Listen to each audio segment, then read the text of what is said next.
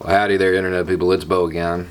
So today we're going to talk about the positive aspects of virtue signaling. Virtue signaling is a real thing. Signaling is a huge part of our communication as humans.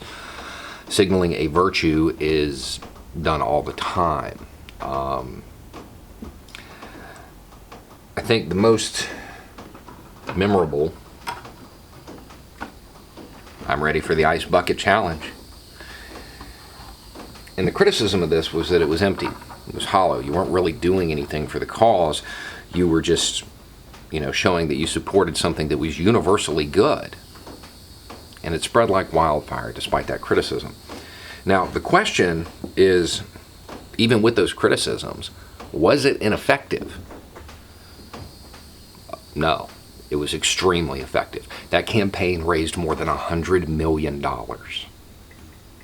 So say what you want about virtue signaling, it works. So we need more virtue signaling, a lot of it. This is going to be one of the few videos in which I put out a call to action. And the criticisms of being compassionate made me realize why a lot of the campaigns in support of asylum seekers are failing. They are not generating the traction they should. It's because of how they're framed, not what they're saying. That criticism of that it's something that's universally good, everybody knows that it's good. That's not how they're being framed. These campaigns are being framed in opposition to Trump. Now, anybody who knows me knows that I don't necessarily think opposition to Trump is a bad thing. However, it's not going to produce the best results. And right now, I'm far more concerned about stopping kids that are being abused in detention facilities and stopping people from drowning. That's my goal. I am more concerned about that at the moment.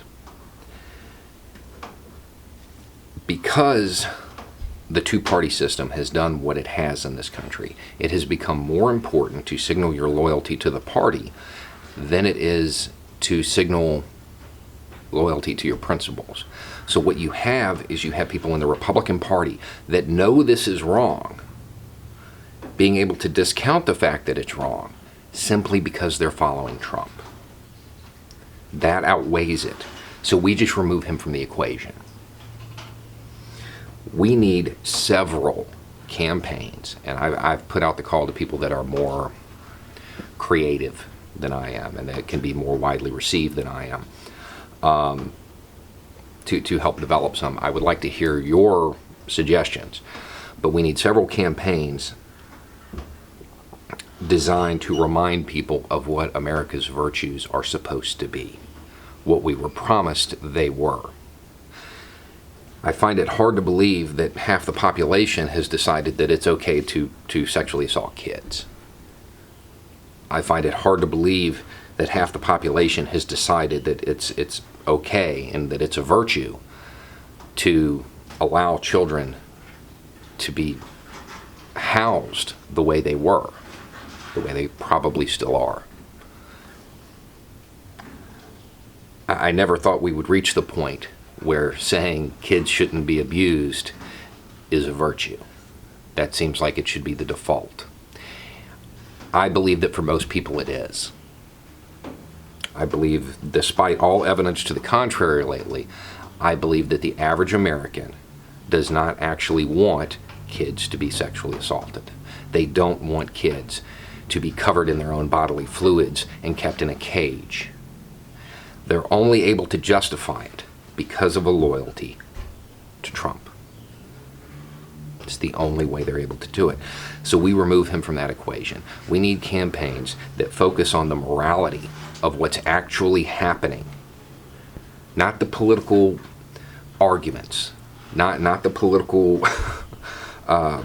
talking points, just about the fact that people in the paid employee of the U.S. government are sexually assaulting kids.